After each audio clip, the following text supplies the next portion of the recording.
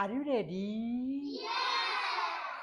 So আজকে আমরা শিখব ই এর উচ্চারণ কখন এ হয়। এর উচ্চারণ কি হবে?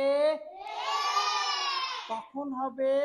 যদি ই এর আগে একটা কনসোনেন্ট থাকে আবার পরে একটা কনসোনেন্ট থাকে, তাহলে এর উচ্চারণ কি হবে?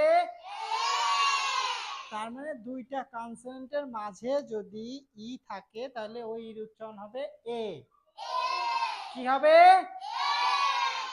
সো যেমন দেখো, speak loudly with me. B E T bet, P E T fate,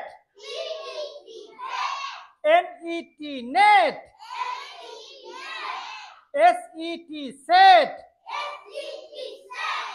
bet, pet, net, set, get, bed, red, fed, hen, ten, leg, nest.